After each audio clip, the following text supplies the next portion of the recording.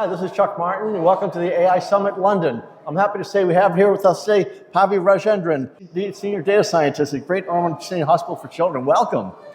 Thank you, Chuck. So tell me, you're at a children's hospital. Where does AI fit in a children's hospital? It does fit a lot in the sense of there's so much that you could transform with the help of artificial intelligence. It could help clinicians, researchers, help to provide better access to patient care. So you came from KPMG. Was that a big transition? I know, that's completely corporate, and this is completely research. And I would say there's a lot of gap when you compare the two.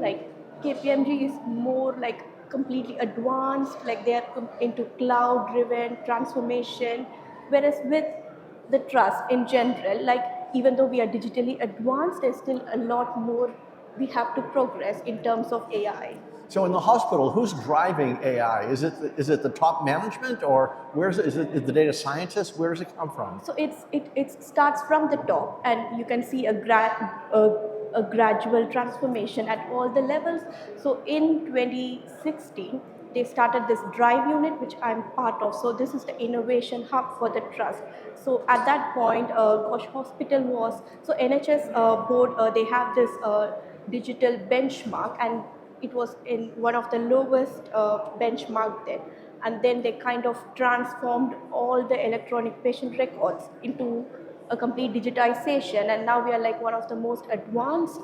And then people started to, at the higher level, people started to think how much more we can do, and then how can artificial intelligence help us. And then we, data scientists, data engineers, so we have a team where we help mainly for secondary research purpose. So we try to provide data to researchers or clinicians in a way that they are able to use it.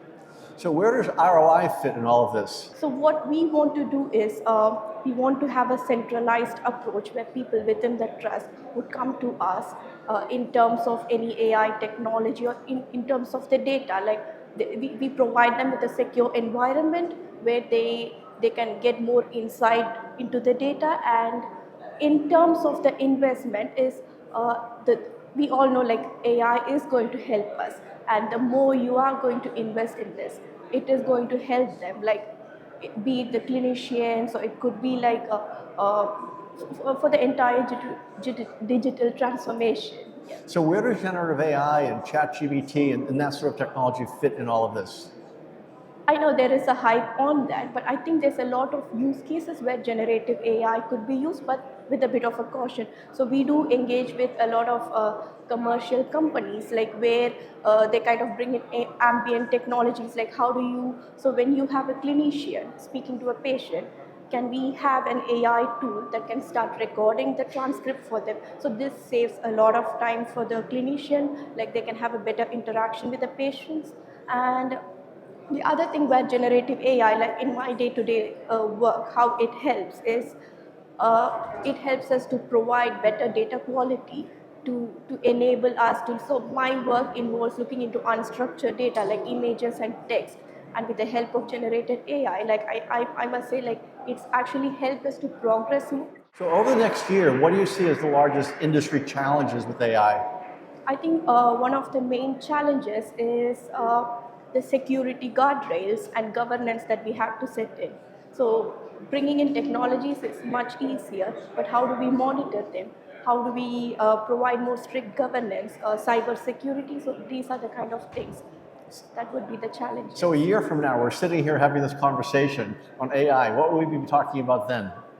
In the future, there's more progress within the hospital, and I hope to say that we are bringing in more AI tools that would help with clinical decision making and get more good feedback from the clinicians and maybe patients as well, saying that these are the things that has improved. Well, I look forward to that conversation. This is Chuck at the AI Summit.